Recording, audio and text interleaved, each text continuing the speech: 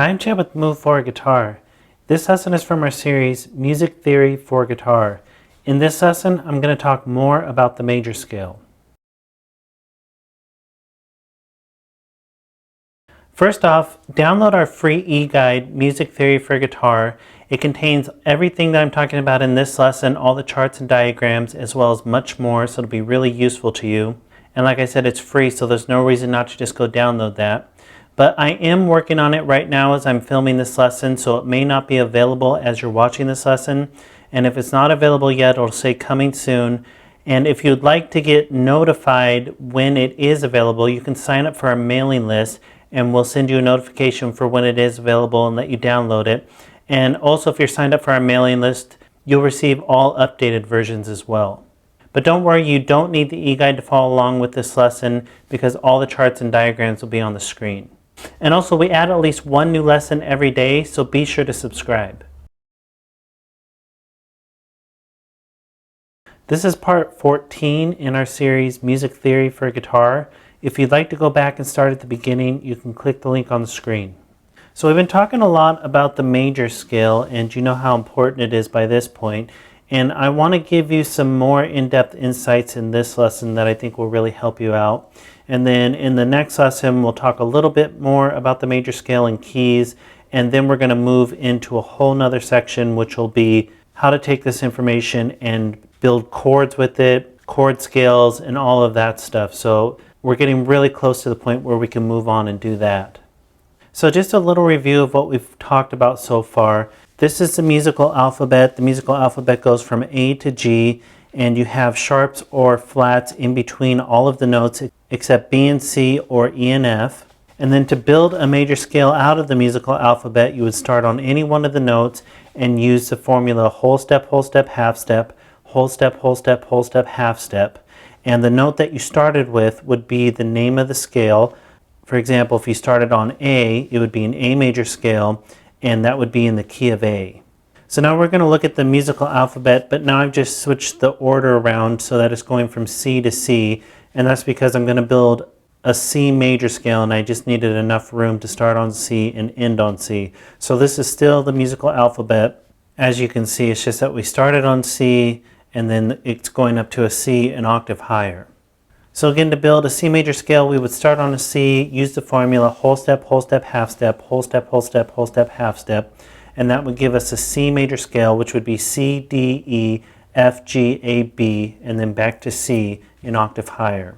And if you'll remember from another lesson, I said that C was the only major scale without any sharps or flats in it, which you can see on this diagram. It's not hitting any of the sharps or flats. So here's a C major scale on one string on the guitar. Started with the C and used the formula that we've been talking about, and that's what you end up with. And you could just do this starting on every C on every spot on the guitar, and then you'd end up with the C major scale over the whole fretboard. Or you can use patterns that I talked about in a previous lesson to find the C major scale up and down the whole fretboard. And if we did it again with G, it'd be the exact same thing, same formula. This time we're just starting on G, and I've rearranged these letters just to start on G. And we would end up with G, A, B, C, D, E, F sharp, G.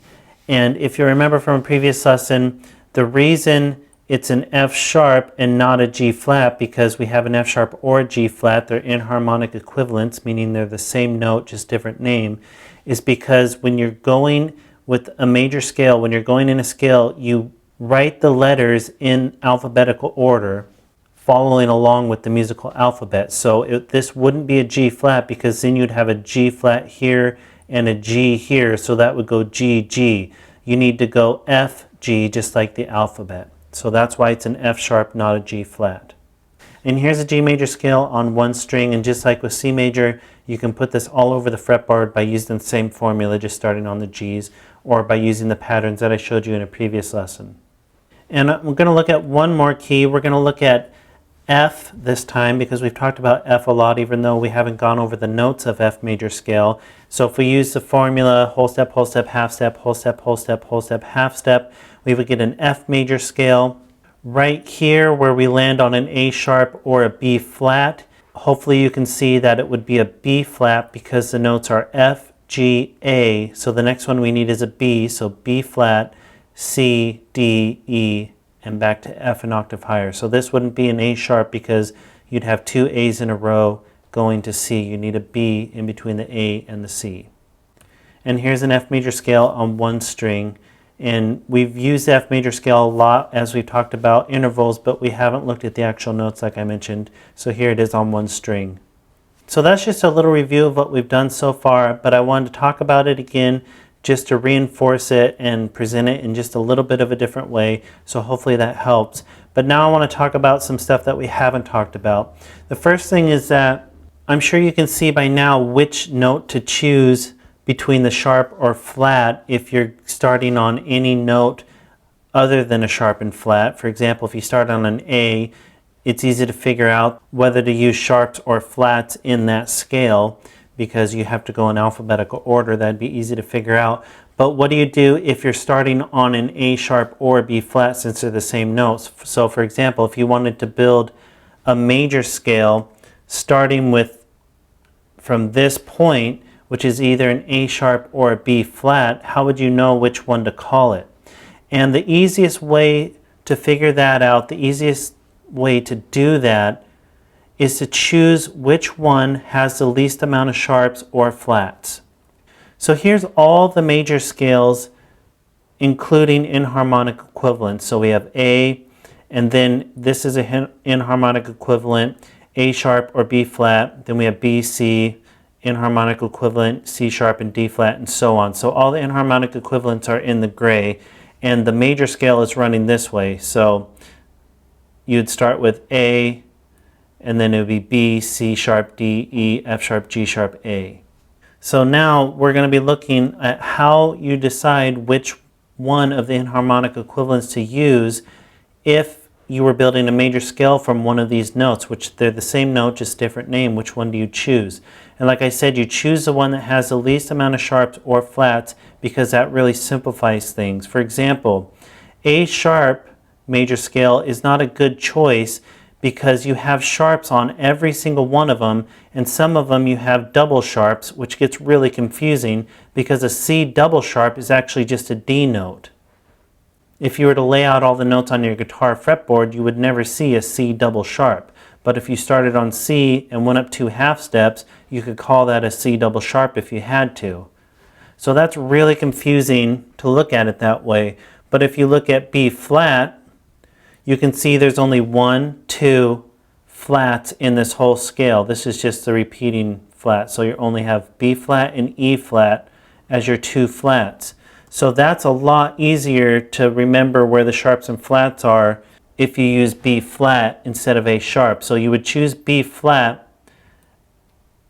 if you're building a scale from one of these notes. You would call it a B flat major scale, not an A sharp major scale, because that would get really confusing dealing with sharps on every note and double sharps.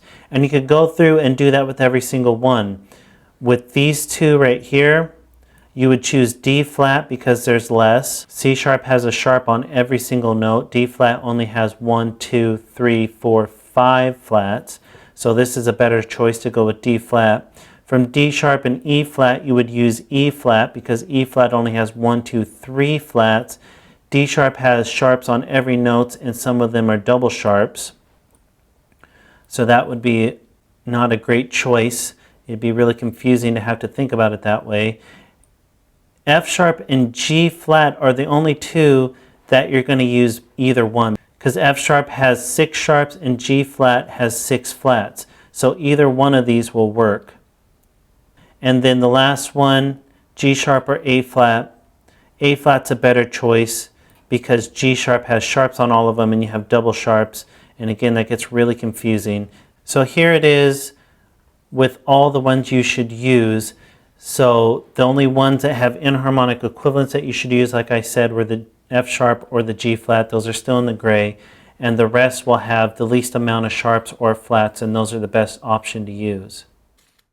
So hopefully that sheds a little more light on things for you. Don't worry about memorizing this information for now. It's all in the e-guide, so you can download that, use it as a reference, come back to it as often as you need to. And go ahead and move on to the next lesson, because in the next lesson, We're going to dive a little deeper into this stuff, like I said earlier, and then once we're done with that, we're going to move to a whole new section which will be talking about chords, how to build them, how to build chord scales, and much more. And it's going to be just opening up a whole bunch more doors for you to understand that. And again, like I've been saying, if any of this is confusing, don't worry, just keep moving forward, and eventually all the gaps will be filled in and will make sense to you. And be sure to subscribe because we add at least one new lesson every day.